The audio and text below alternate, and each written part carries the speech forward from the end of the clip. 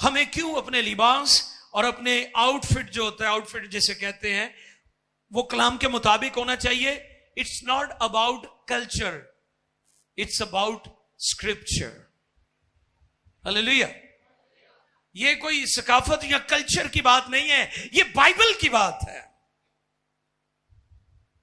Bible मुकद्दस हमारे सामने है।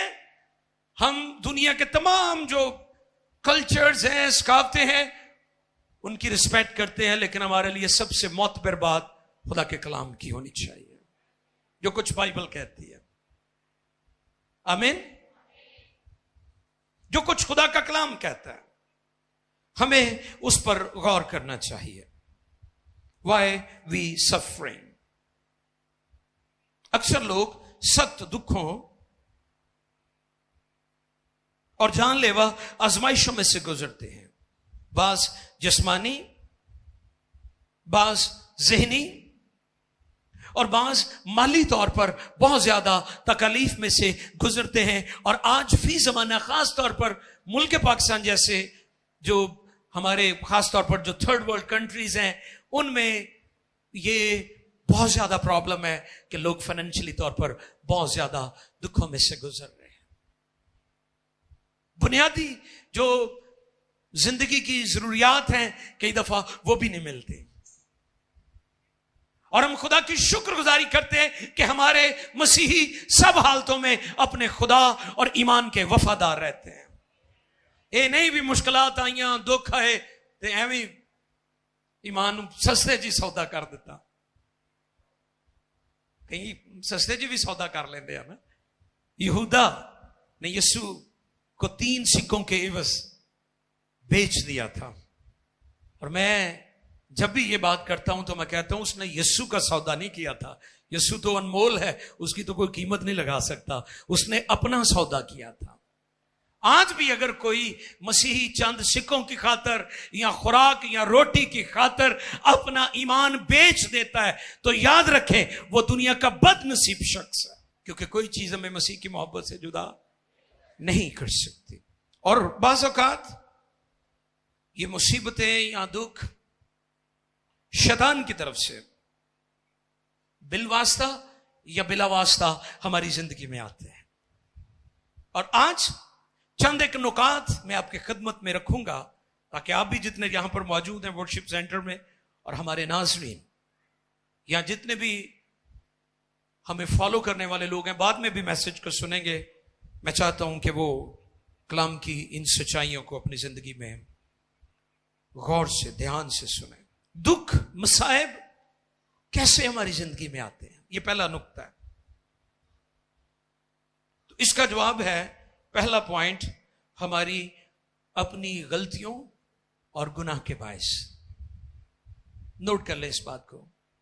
सबसे पहला पॉइंट, हमारी अपनी गलतियों और रॉन्ग डिसीजंस, गलत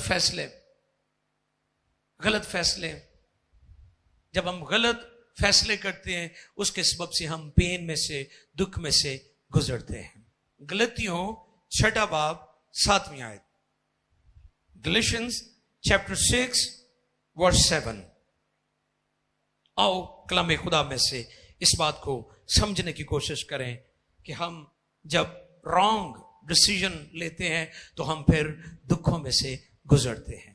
गलतियों 6 बाब 7वीं आयत, ध्यान से सुने, कलाम खुदा पर गौर करें। फरेब ना खाओ, खुदा ठट्ठों में नहीं उड़ाया जाता, क्योंकि आदमी जो कुछ बोता है वही काटेगा। क्या लिखा है? आदमी जो कुछ बोता है वही काटे। अगर आपने अच्छा बीज बोया है तो आप अच्छी फसल काटेंगे। जो कोई अपने जिस्म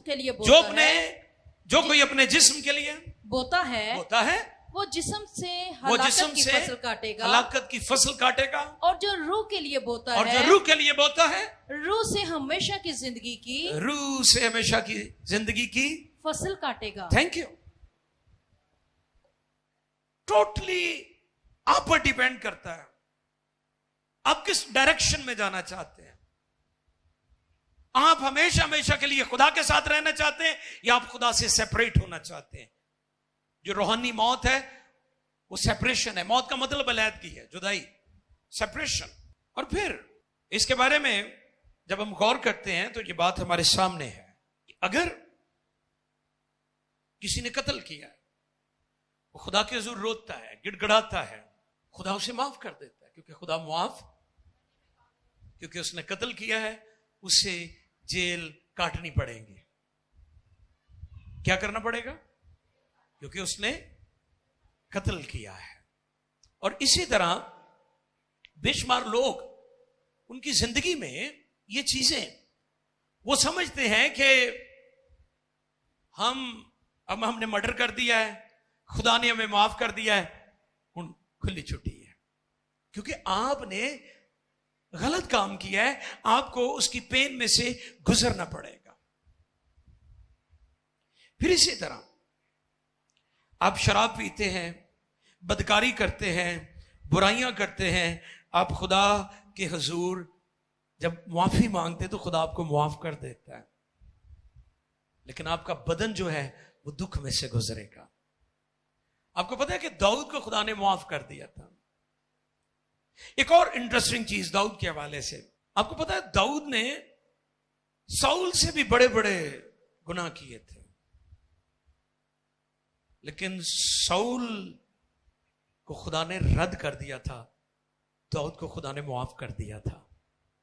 क्योंकि साउल अपनी गलती की मुआफी नहीं मांगता था, दाऊद खुदा के हुजूर बड़ी हलीमी और फिरौतनी से झुक जाता था और अपनी गलतियों का इकरार करता था।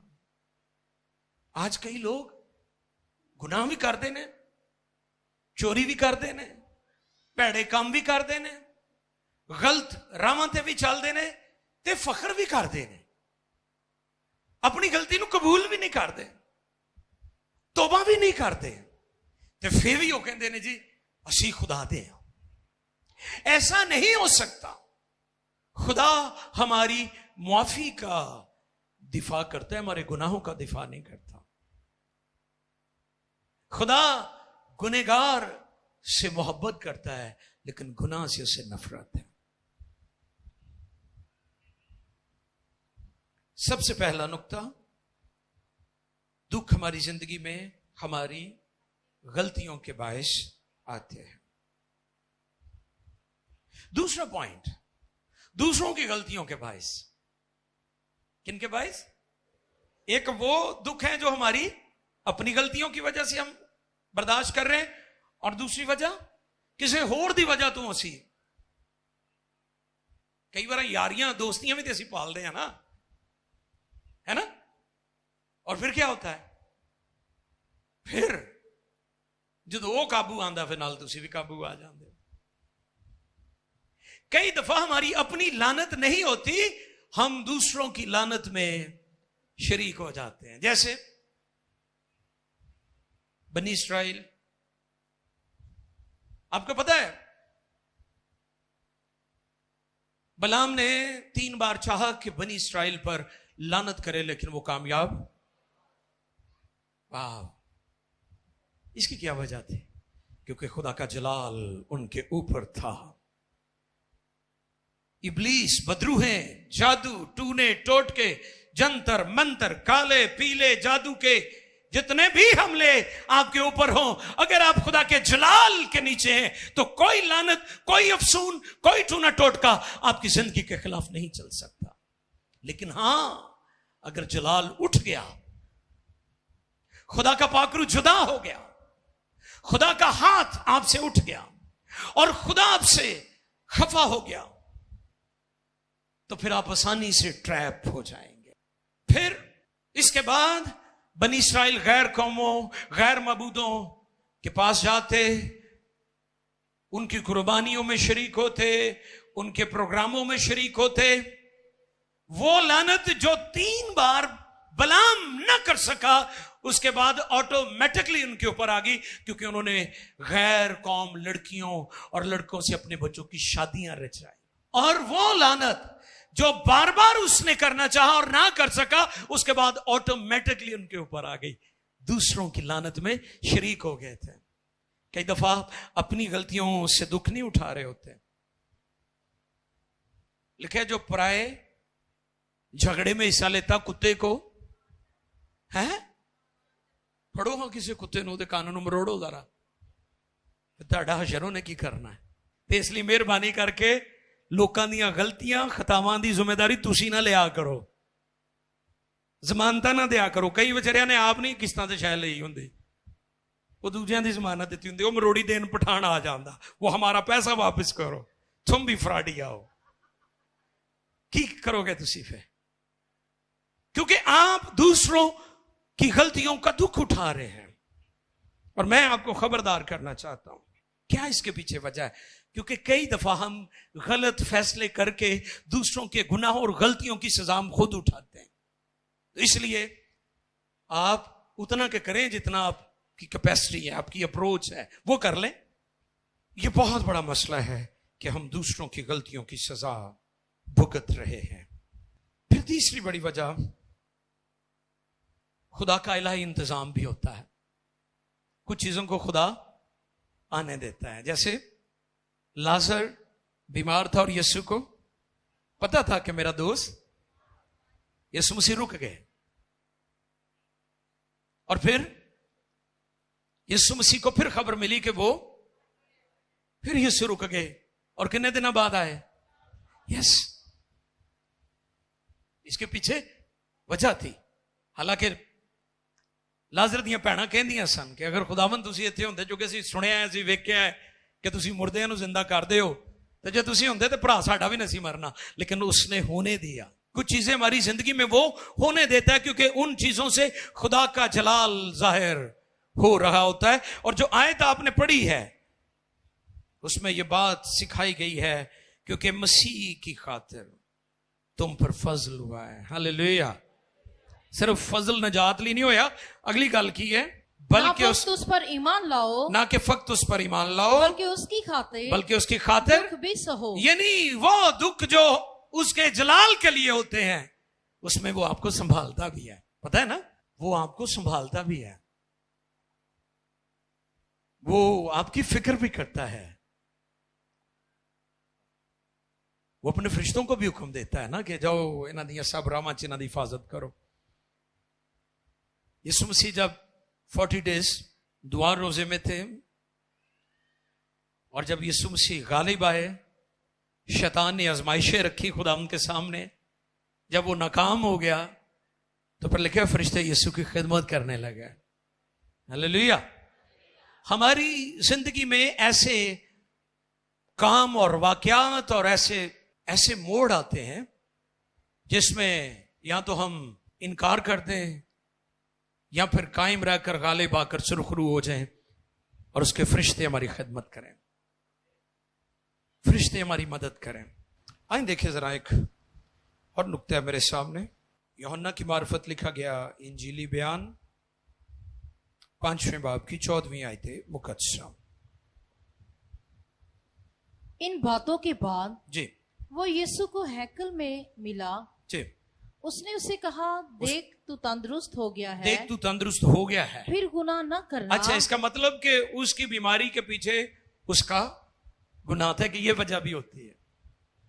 आपकी बीमारियों के पीछे की ये वजह भी है। यीशु ने क्या उसे कहा, तू तंदुरुस्त हो गया ना।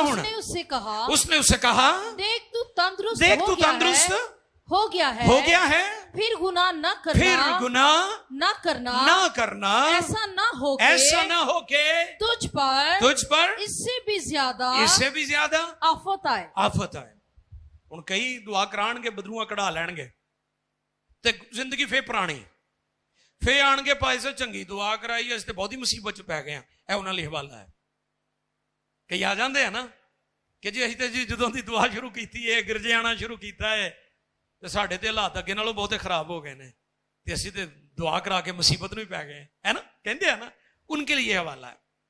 यीशु को वो मिला और यीशु ने उसे कहा, तू ठीक हो गया है, तंदुरुस्त हो गया है, आइंदा गुनाह, ताकि ये ना हो कि जो मुसीबत, जो दुख, जो आजमाइश, जो बीमारी तुझ पर आई अब उससे भी बड़ी आ जाएगी। क्योंकि कलाम में लिखा है कि जब बदरू निकलती है तो सूखे मकामों में आराम ढूंढती है। कितने लफ्ज दिए?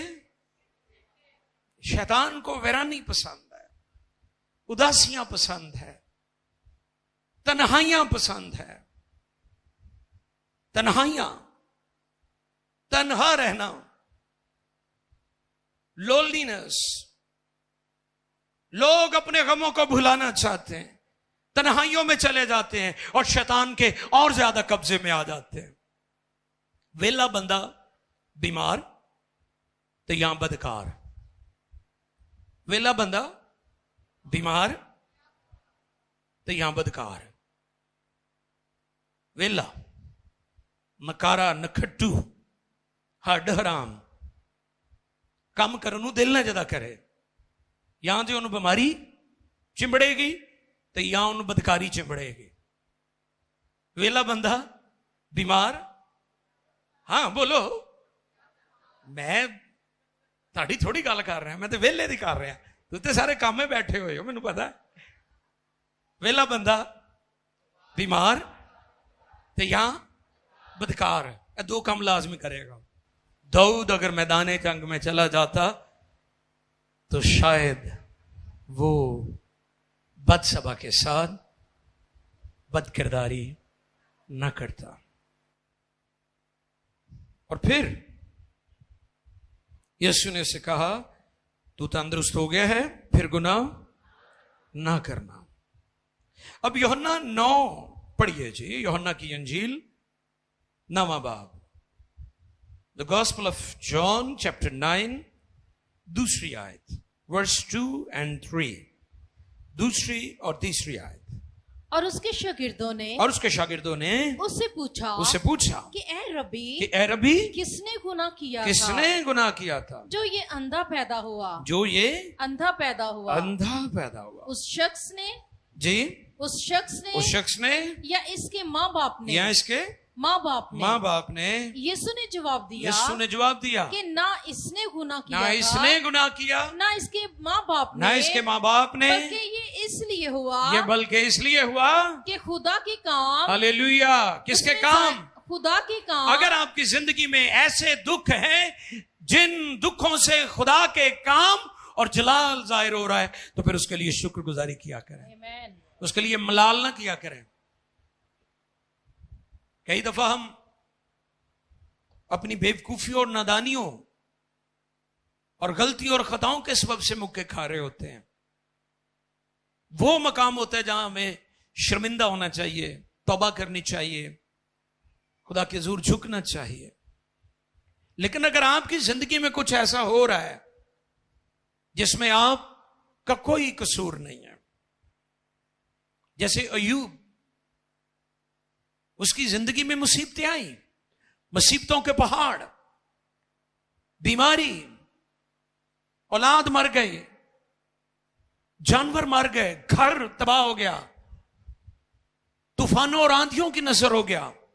शैतान ने इंतहा कर दी उसकी जिंदगी में दुखों की, क्योंकि उसके दुख, उसकी मुसीबतें खुदा की मर्जी से थी, तो फिर खुदा ने उसे बहाल भी कर दिया था।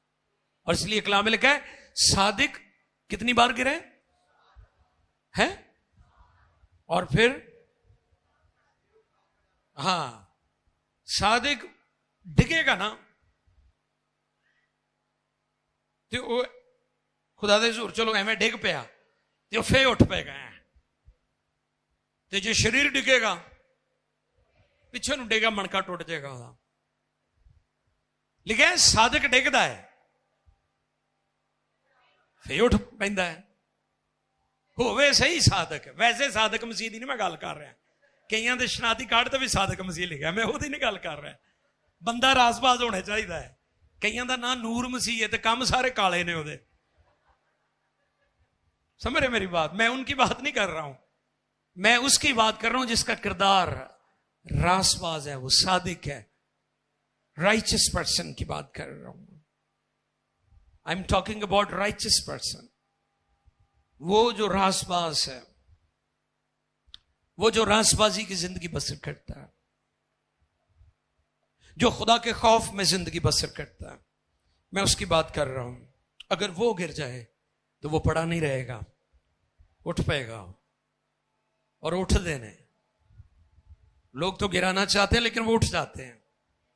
लोग समझते हैं ये गिरा रहेगा, ये प्यार रहेगा, क्योंकि वो सादिक है, वो रासबाज है, उसकी जड़ें खुदा में हैं, और जिसकी जड़ें खुदा में हैं वो कभी गिरा नहीं रहता, वो उठ खड़ा होता है। और फिर जो उठ रहा है वो और खतरनाक हो जाता है शैतान वास्ते, इब्लीस के लिए। वो फिर जख्मी शेर बन जाता है, वुंडेड लाइन, जख्मी शेर जैसे होता है। खुदा उसे अकाब जैसा जोर देता है। जैसे औकाब के बारे में हम जानते हैं कि वो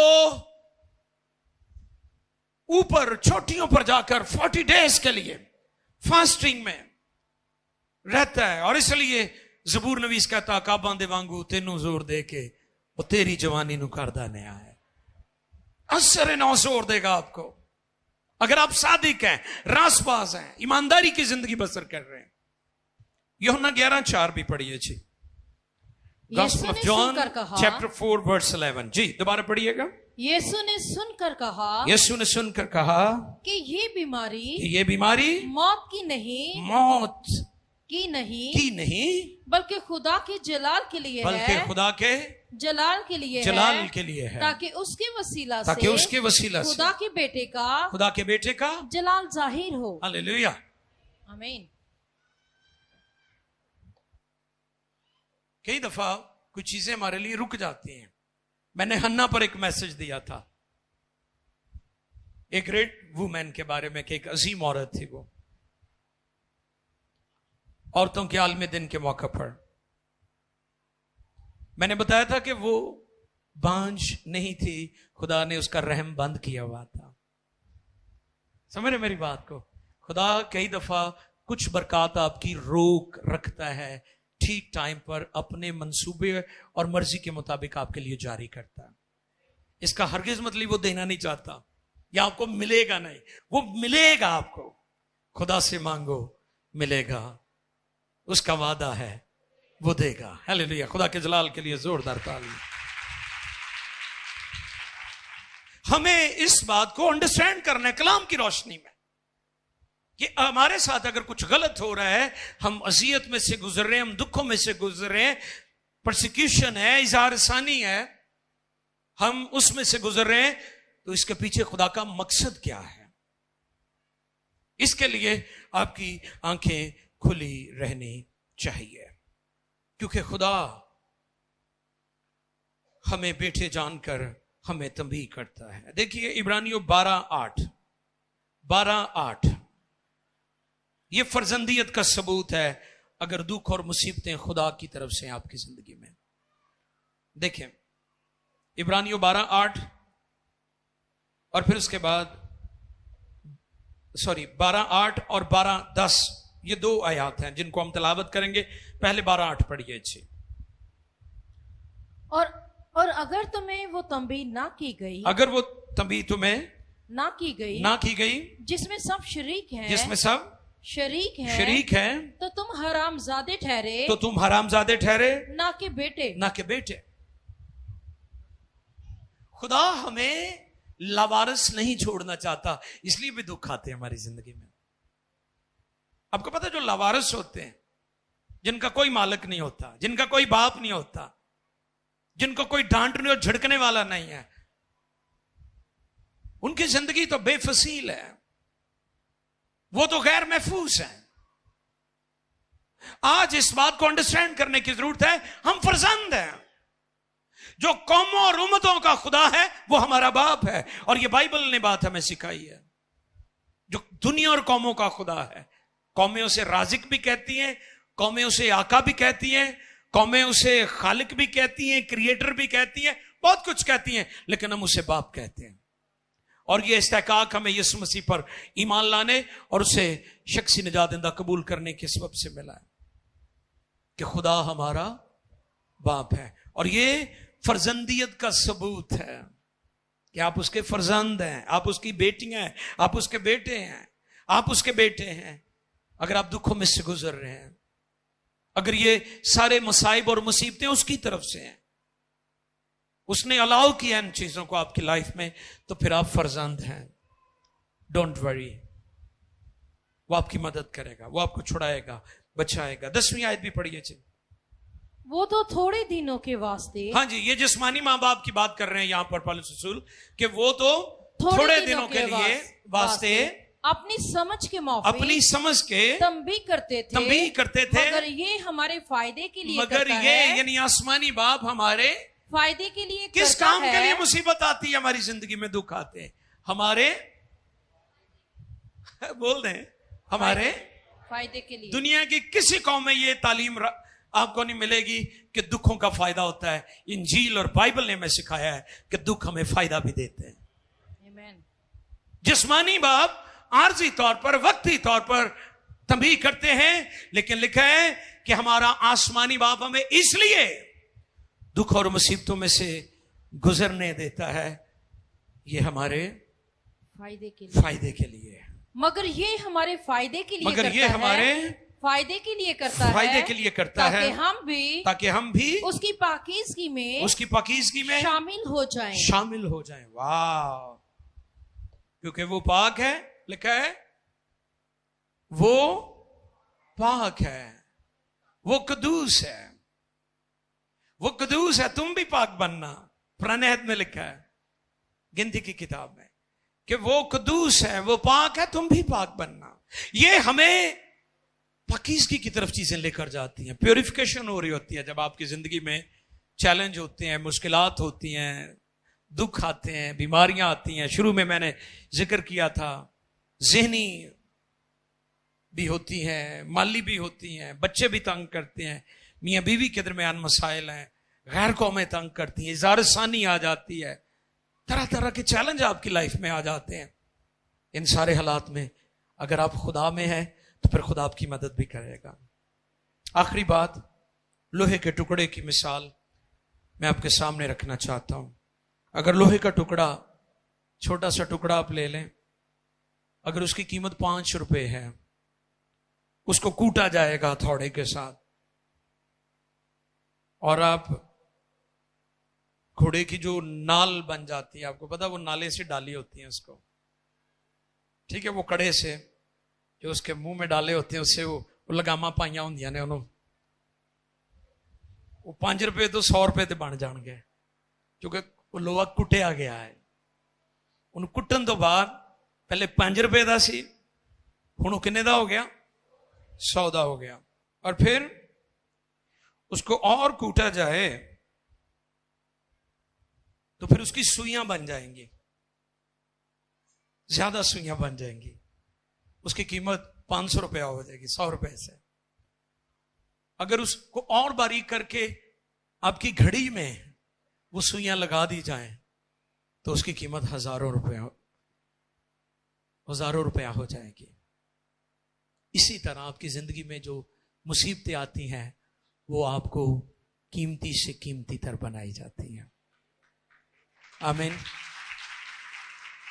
इसलिए आज ये पैगाम है कि हर दफा मुसीबतें, दुख गुनाह की वजह से नहीं आती। खुदा का पर्पस भी होता है, खुदा का मकसद भी होता है, खुदा अपनी सूरत पर, अपनी शबी पर। आखिरी बात, खुदा चाहता है कि हम बेटे की हम शक्ल हो जाएं। खुदा हमें अपने बेटे की मानिंद बनाना चाहता है। लिखा है, बावजूद बेटा होने के उसने दुख उठाकर फर्माबरदारी सीखी। फर्माबरदारी मिलती नहीं है, सीखी जाती है। फिर से सुने, फर्माबरदारी मिलती नहीं है प्लेट च रख के या विरासत च, ये सीखनी पड़ती है। आओ चुके